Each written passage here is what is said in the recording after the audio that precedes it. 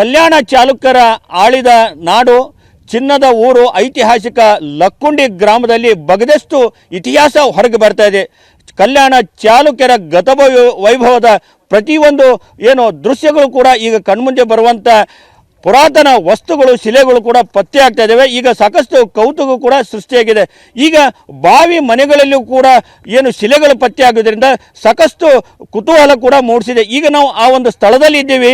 ಕಲ್ಲಯ್ಯ ಬಳಗಾನೂರು ಎಂಬುವರ ತೋಟದ ಮನೆಯಲ್ಲಿದ್ದೀವಿ. ಅಲ್ಲಿಂದ ಇಲ್ಲಿ ಎಲ್ಲ ದೃಶ್ಯಗಳನ್ನು ನೀವು ತೋರಿಸಿ ನೋಡ್ಬೋದು. ಇದು ಕಲ್ಲಯ್ಯ ಬಳಗಾನೂರು ಎಂಬುವರಿಗೆ ಸೇರಿದಂಥ ಪುರಾತನವಾದಂಥ ಬಾವಿ. ಈ ಬಾವಿಯಲ್ಲೂ ಕೂಡ ಕಲ್ಯಾಣರ ಕಾಲದ ಶಿಲೆಗಳು, ಕಲೆಗಳು, ಮೂರ್ತಿಗಳು ಕೂಡ ಈಗ ಕಾಣ್ತಾ ಇದ್ದಾವೆ. ನಾವೀಗ ತೋರಿಸುವಂಥ ಪ್ರಯತ್ನ ಮಾಡ್ತೀವಿ. ಆ ಭಾಗದಲ್ಲಿ ನೋಡ್ಬೋದು, ಒಂದು ಬಾವಿಯ ಗೋಡೆಯಲ್ಲಿ ಒಂದು ಮೂರ್ತಿಯನ್ನು ಗೋಚರ ಆಗ್ತಾ ಇದೆ.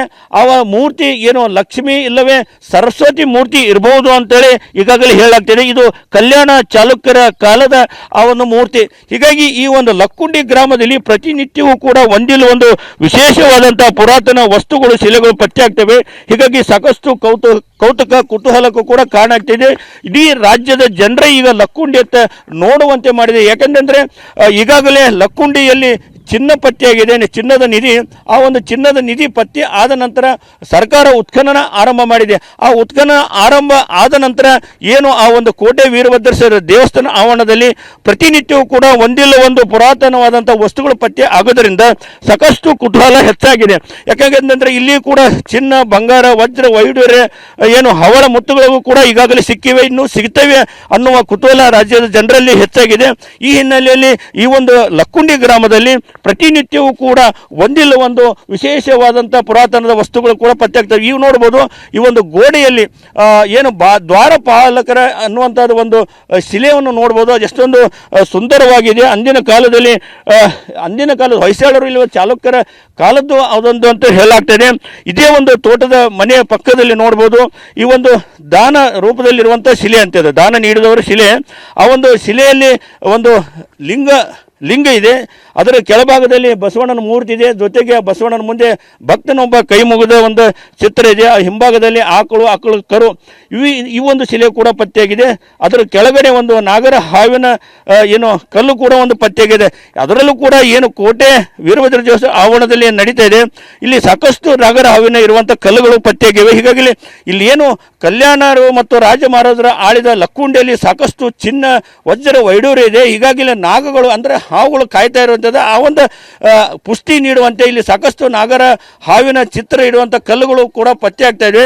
ಹೀಗಾಗಿ ಈಗ ನೋಡ್ಬೋದು, ಇಲ್ಲೇ ಈ ಒಂದು ಮನೆ ಮಾಲೀಕರಿದ್ದಾರೆ. ಅವರನ್ನು ನಾವು ಮಾತನಾಡಿಸುವಂಥ ಪ್ರಯತ್ನ ಮಾಡೋಣ. ಸರ್, ಈ ಮನೆ, ಈ ಬಾವಿ ಇದೆಯಲ್ಲ, ಎಷ್ಟು ವರ್ಷದ ಬಾವಿ? ಈ ಮನೆ ಯಾವಾಗ ನಿರ್ಮಾಣ ಮಾಡಿದ್ರಿ ಸರ್? ಇದು 100 ವರ್ಷ ಆಯ್ತು ಸರ್ ಇದನ್ನ ನಿರ್ಮಾಣ ಮಾಡಿ.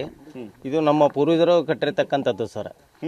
ಈ ವಾಸ ಮಾಡ್ಲಿಕ್ಕೆ ಇರ್ತಕ್ಕಂಥ ಇದು ಒಂದು ಪಂಪ್ ಹೌಸ್ ಸರ್. 100 ವರ್ಷಗಳ ಇತಿಹಾಸ ಸರ್. ಅಷ್ಟು ಬಿಟ್ಟರೆ ಮಾತ್ರ ನಮಗೆ ಏನು ಗೊತ್ತಿಲ್ಲ ಸರ್. ನೀವು ನಿರ್ಮಾಣ ಮಾಡಿದ್ರು ಅಥವಾ ನಿಮ್ಮ ಮುತ್ತಜ್ಜ ನಿರ್ಮಾಣ ಮಾಡೋದು ಅಂತ? ತಾತ ಮುತ್ತಜ್ಜವರು ನಿರ್ಮಾಣ ಮಾಡಿರ್ತಕ್ಕಂಥದ್ದು, ನಾವು ಮಾಡಿಲ್ಲ ಸರ್. ಈ ಮನೆ ಅವಾಗ ಮಾಡಿದ್ದು ಸರ್, 100 ವರ್ಷ ಆಯ್ತು ಸರ್ ನಿರ್ಮಾಣ ಮಾಡಿ. ಈಗ ನಿಮ್ಮ ಮನೆ ಗೋಡೆಗಳಲ್ಲಿ ಆಗಿರ್ಬೋದು, ಬಾವಿಗಳಲ್ಲಿ ಬರ್ರಿ, ಏನೆಲ್ಲ ಮೂರ್ತಿಗಳು ಐತಿಹಾಸಿಕ ನಿಮ್ಗೆ ಕಂಡು ಬಂದಾವ?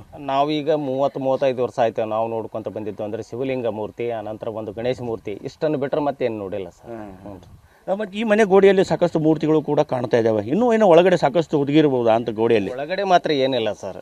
ನಾವು ಇದನ್ನ ನಿರ್ಮಾಣ ಮಾಡೋದು ಅಂತಂದ್ರೆ ಹಿರಿಯರು 100 ವರ್ಷಗಳಿಂದ ಇದನ್ನ ಕಟ್ಟಿದ್ದರು ಸರ್.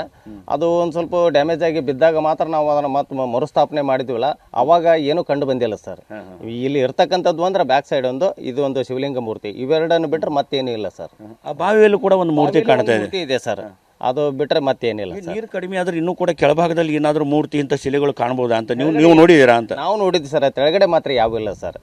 ಅದು ಒಂದು ಮಾತ್ರ ಇದೆ ಸರ್ ತೆಳಗಡೆ. ಅಂತಂದ್ರೆ ಈಗ 5-6 ವರ್ಷಗಳ ಹಿಂದೆ ಆ ಬಾವಿಯೆಲ್ಲ ಬತ್ತಿ ಹೋಗಿತ್ತು, ಅವಾಗ ನೀರಿದ್ದಿಲ್ಲ ಸರ್.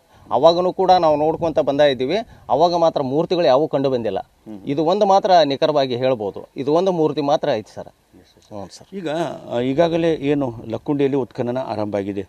ಜೊತೆಗೆ ಲಕ್ಕುಂಡಿ ಅಭಿವೃದ್ಧಿ ಪ್ರಾಧಿಕಾರ ಇಂಥವೆಲ್ಲ ಪ್ರಾಚ್ಯವಶ ವಸ್ತುಗಳು ಕೂಡ ಕಲೆ ಹಾಕುವಂಥ ಕೆಲಸ ಮಾಡ್ತಾ ಇದೆ.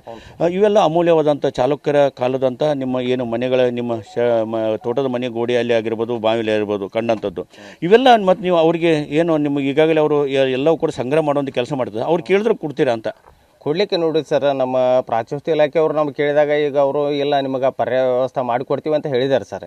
ಅವರು ನಾವು ಕೊಡ್ಲಿಕ್ಕೆ ರೆಡಿ ಇದ್ದೀವಿ. ಆದರೆ ನಮಗೆ ಈಗ ವಾಸ ಮಾಡಲಿಕ್ಕೆ ಈ ಇಂಜರ್ ಮನೆಯ ಮೂಲ ಉದ್ದೇಶ ಅಂತಂದ್ರೆ ನಮಗೆ ನಿರ್ಮಾಣ ಮಾಡಿಕೊಟ್ರೆ ಮಾತ್ರ ನಾವು ಕೊಡ್ಲಿಕ್ಕೆ ರೆಡಿ ಇದ್ದೀವಿ ಸರ್.